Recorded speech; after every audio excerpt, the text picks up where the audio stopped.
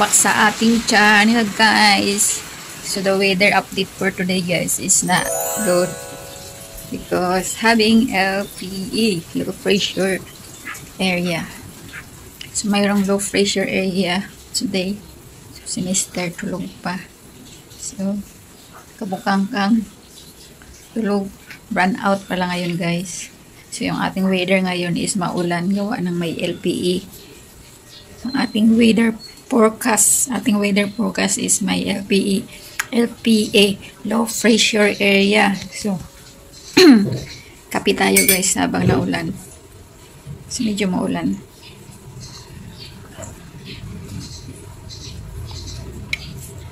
So, ayun maulan guys. Sarap magkape. So, bumalik na yung yung electric. May electric na. So, anong oras ngayon? Oras 9:10. 9 AM.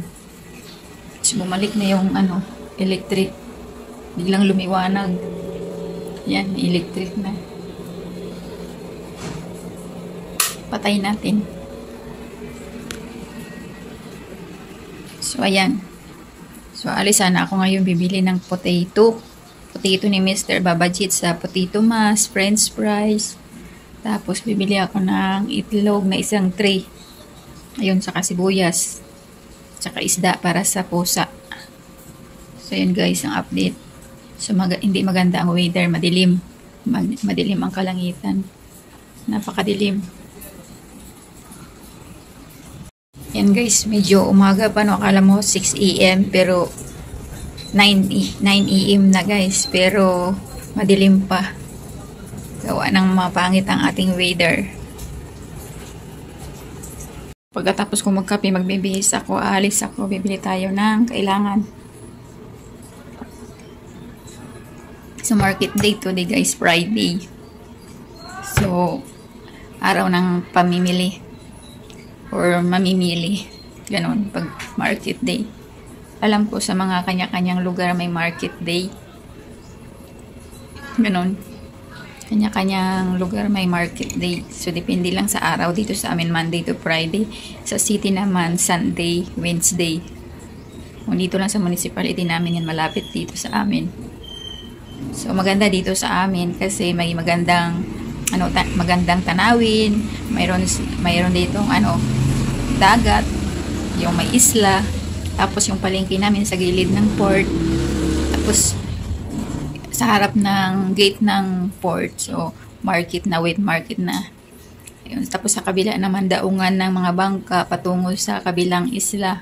So, bumabagsak yung isda kapag maraming isda. Tapos, pagbaba mo, ayan na agad, palengke na, or vendors. So, ganun dito guys. So, mas maganda dito sa amin. Compare sa ibang municipality. Kasi, naiiba yung sa amin kasi port siya. Pagdaong ng barko, mayroon ng palengke agad, diba? Tapos maganda pa yung tanawin. Tapos mga seafoods. So, ayun. Ayun ang maganda sa amin. Sa gilid tayo ng dagat. Sa likod is mga palaisdaan. Tapos mga seafoods, livelihood like oyster, mussels, clams, o shrimp, crabs. So, ayun, basta dito na yan. Bangus, tilapia, nasa fish pan. Tapos sa harap naman, baybayin. So, mga fish naman doon sa harap, mga fish galing sa baybayin is malalaki naman yun doon. So, iba naman doon guys. So, ngayong medyo maulan at malakas ang hangin, so wala masyadong huli yung mga mananagat kasi malalakas ang alon. So, dito lang yung pag-asa natin sa palaisdaan. So, ganun guys. So, abangan na lang natin mamaya kung ano resulta kasi maulan. So, see you next upload guys, to be continue na lang later. So, dito na tayo sa tindahan, guys. Mimili na tayo dito.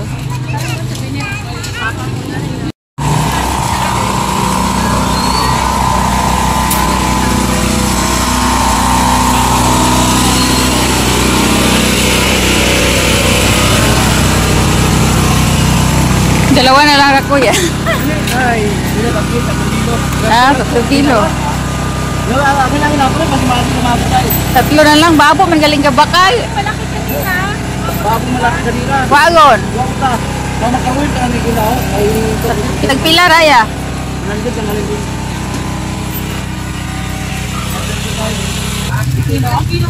Laki ng ano.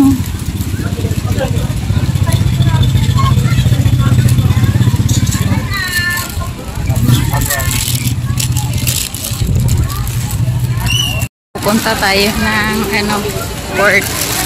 Bili tayo ng isda. So medyo maraming tao ngayon, guys.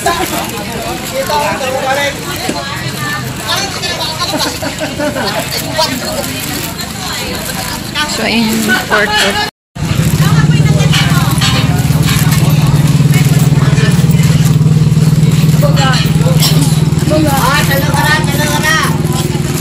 Hello po.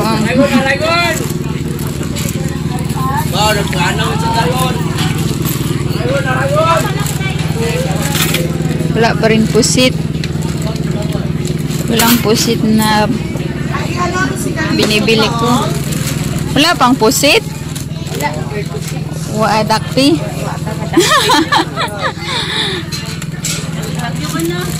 Daywang ano. Wakang bakal. 6-3 mo, te. Ayan pa si...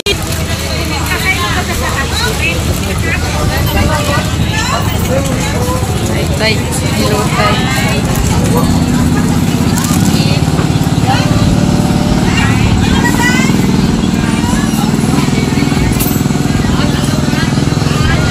Guys, dito ako bumili. Kanina sa unahan, 100 pesos lang yung kilo ng patatas. So dito, bumili tayo is 120 daw. So sabi ko, bakit 100 doon sa unahan? Bakit dito 120? So sabi, 110 na lang daw. So magsushortcut tayo dito, guys. Sa gilid ng... sa gilid ng ano... isla. Manong may naihi. May naihi. May foreigner din dito. So ayan. So yun yung palengke, guys. So ayun yung shortcut. So tayo naglakad. Basta lang. Makan mo itong tuwang ka. Dito tayo sa port pala. Papakita ko muna yung view pala sa inyo, guys. Bago tayo dumiretso dun sa wheat market. Ayun lang yung wheat market, oh. Diyan.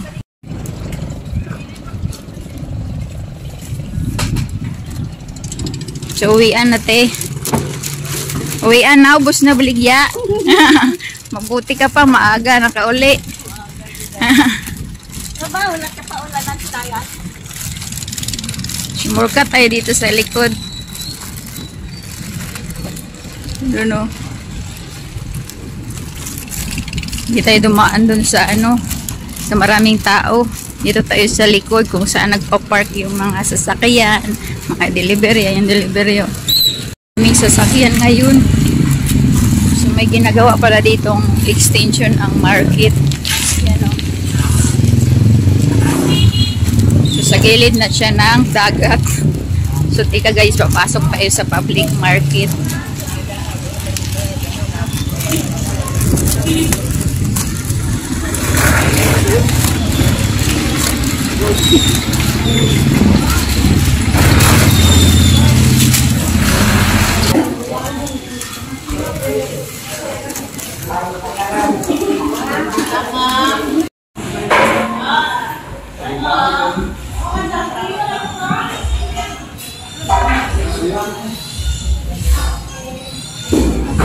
Guys, tapos na tayo mamili.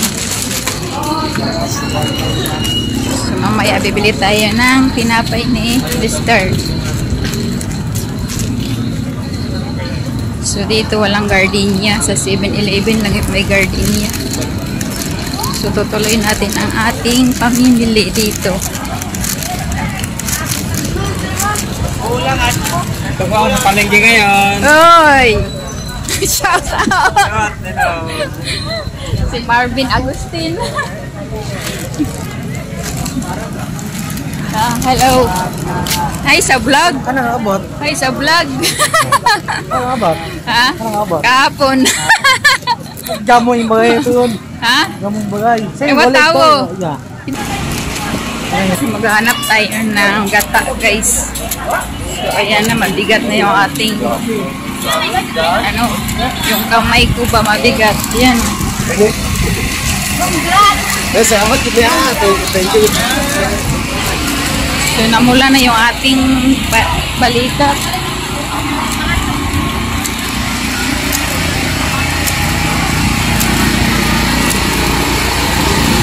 Mabigat na pala yung ating bili, guys, kasi ang sakit na sa kamay. Medyo namula na yung ating kamay. Layo kasi ng gata. Walang gata dun sa gulayan. Ubus na daw. Tanghali na kasi. Puro generator pala gamit na yun. Alan? Puro generator ang gamit. Brand out. Brand out pa! Brand out. Puro generator. Nalilipot na kita kami na. Kung ako na sa YouTube. Nalilipot na. Ano mo? Raw siya ko payok te. Raw. Payok. Napachika tayo. Machika. Dito na yung ano, payok. Bibili tayong payok. Gata. Patawo. Brand out. Brand out eh. Agay mo galino. Patay tayo dyan. Bibili tayo ng nyug kasi burn out. Wala palang nyug. Hindi maka-operate yung machine. So, bibili muna tayo ng gardenia, guys. Ba't ang dilim? Dilim ng camera. Bibili tayo ng gardenia sa 7-Eleven, guys.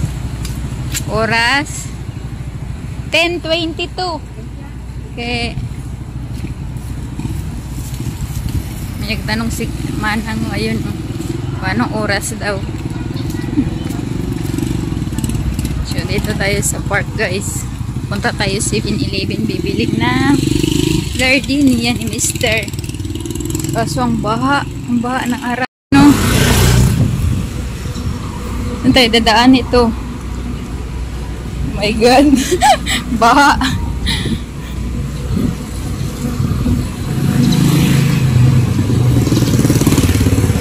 Tatawid tayo dito, guys. Baha. Baha, oh.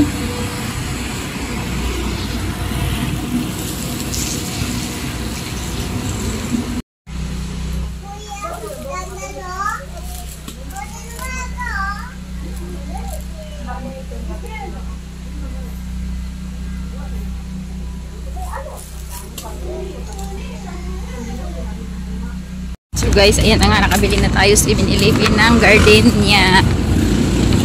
So kaso nga lang baha doon sa harapan. Baha. Babalik tayo doon sa gata. Diyan pagyapon si ate. Diyan pa rin si ate. Oh. Yung nagtanong kanina.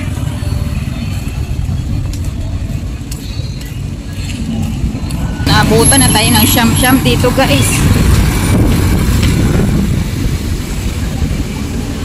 Kasi burn out pa rin. Ang tagal.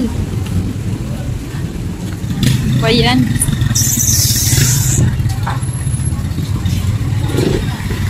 Paano na iti? Madilim na kapaligiran. Wala din yung luto. Burn out. So guys, nandito na tayo sa gata. So kailan kaya tayo magkakaroon ng gata? Kasi burn out. A few moments later. So guys, dito na tayo sa bahay. Ito na abutan natin mga pusang natutulog. Okay, sorry, in vehicles, so you said you own a scooter. Tulog sa kwarto. Oh my God. Moped, of course. Oh, okay, we'll go into that in a moment. Okay, so if you had to sell your moped, how much is it a moped or a scooter? Oh, sorry.